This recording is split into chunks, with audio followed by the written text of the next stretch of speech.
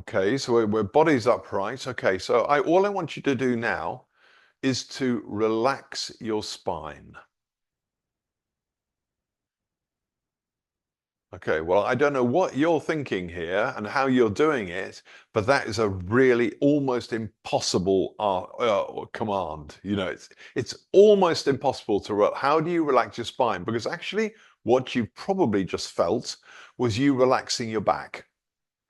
So you can't relax the spine itself.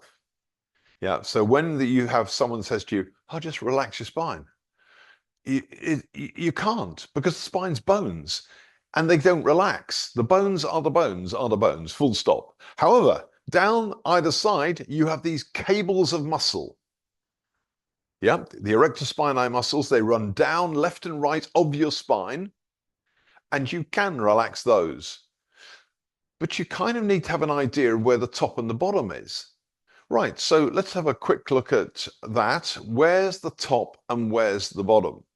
Right, so the top of your spine, we're going to talk about the spine, but particularly here. So the top of the spine, put a finger on in each ear, and I want you to actually push your fingers together right through your ears. But obviously you can't. Yep. Okay. So you don't do that. But if you were able to, you would hit just above the top of your spine. So your spine runs up here and finishes, roughly speaking, at about that height. Okay, just under the bridge of the nose, perhaps here, under the nose. It's a roughly speaking that height. So were you to stick your fingers in here, you can just see my nose underneath there. So that is the tip of my spine. Yeah, now you all know where the bottom of your spine is. So if you put a finger on your coccyx, the last little bone just just north of the anus, yeah, so to speak. So that's easy. That's dead easy. This one is much harder. So, but that is where the spine ends, and that's where the spine ends. So we've got those two ends there. So if I now say relax the spine, take your mind to those two ends. Now, first of all, let's just think about this one first.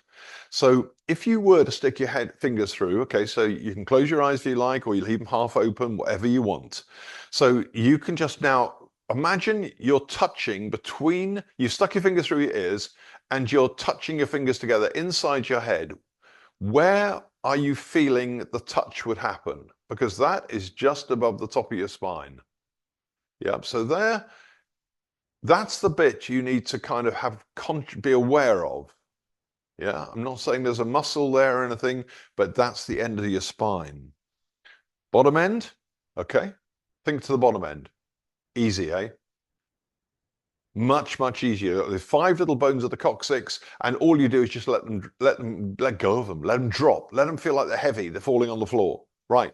So we've got the top one, we've got the bottom one. Now, see if you can get them both in together at the same time. So you might be going top, bottom, top, bottom, top, bottom, or whatever. But actually, after a while, when you've had a go at that a few times, you'll start to get the concept of both simultaneously, because you look at it as one unit, not top, bottom, top, bottom, top, bottom.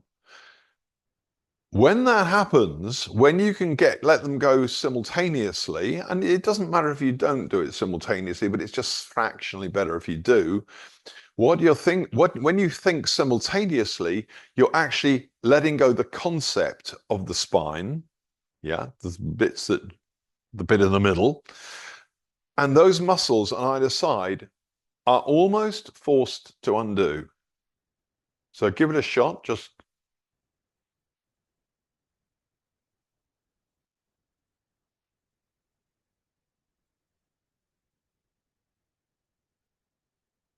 okay. So that's it. This is a feeling thing. You know, this is nothing I can show you particularly on a screen. This is something you have to feel inside. But it's one of these things that the more you practice it, the better you'll get at it, and the more instant you'll get at it. And it's like you kind of nail the ability to really, really do it straight off. In one shot, rather than going, oh, top, oh, think about it, bottom, oh, think about it, oh, top. It's just, that's how you'll start to be able to feel. You'll start to be able to feel that instant release.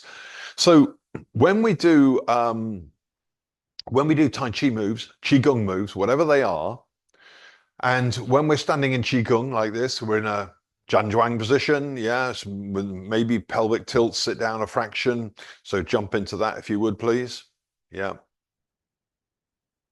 Okay, so you now need, because perhaps you've got your arms up there without thinking too much about it. Okay, so now we need to see if we can release an arm from the shoulder round. So your shoulder's not up here anymore, it's relaxed, but try not to go down to do this if you wouldn't mind. So you're here. So you know that this muscle, whole muscular structure, finishes, let's say there. I'll talk more about fascia another time. So this finishes here, and this one finishes somewhere around the back. Let's say we're talking muscles, we're not talking fascia here. And so you need to think, oh, there's the beginning of the muscle, there's the origin, say it's over here on my back, and here's the insertion. Okay, it's one muscle. We know it's not, but it was think of it as one. And I just let go the ends, and I therefore have to let go the middle.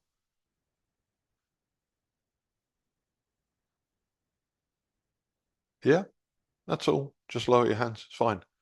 So I'm not worried about standing here for half an hour doing this at the moment. I'm looking at ways that you actually do achieve these positions with comfort, and how you can think of them, different ways of thinking. And some will appeal to some of you, and some will appeal to others. You know, it's there's no one answer here of how you think these things.